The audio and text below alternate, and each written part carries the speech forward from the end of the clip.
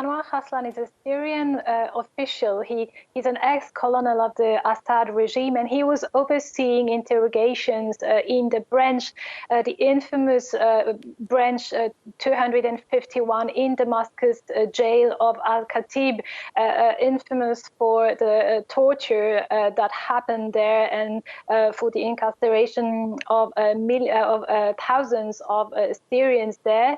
Anwar Raslan actually left Syria in 2015. He came to Germany as a refugee. He posed as actually an opponent to the Syrian regime, and he even himself presented himself to the German police, saying that he feared that the Syrian intelligence service would actually kidnap him. He feared that he was actually being spied on. So he never denied his role. He even signed his declarations to the police by his military title. So he never hid who he was, but he also said that he was actually part of the opposition to the Syrian regime. And to this day and throughout his trial, he denied his responsibility in the acts of torture and in the murders he was accused of. What can you tell us about the trial and the witnesses who testified?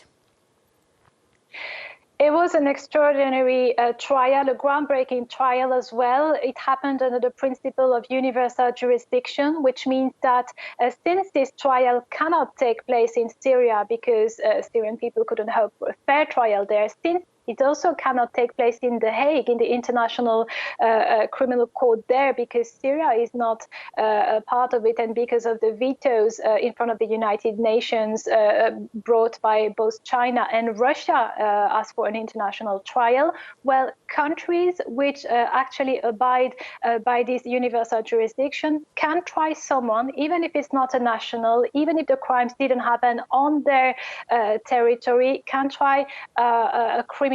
And because of the gravity of the crimes, we're talking about acts of torture committed against more than 4,000 people. We're talking about at least 58 murders committed in Damascus jails. Well, Anwar Raslan can be judged by German courts under this universal jurisdiction.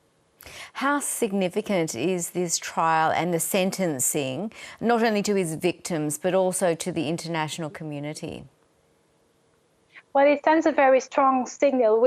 You mentioned the victims. You know, we had more than 80 people coming forward during this trial. There were survivors, there were victims, there were also their relatives testifying of what is happening. And they were testifying about the systematic abuse and the systematic crimes committed in Syrian jails. So this sends a strong signal not only for the victims, not only for the international community, but it also sends a signal against the Syrian regime that its crimes will not go unpunished.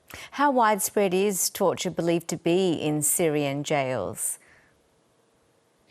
Well, you know, during this trial, there was one damning evidence brought forward, and that was over 26,000 forensic pictures taken by a former forensic photographer of the Syrian regime. And on those pictures, an expert asserted that at least 80% of them were showing pictures of corpses, of lifeless bodies, of tortured bodies. So this actually attests that torture is happening on a very systematic basis in Damascus jail.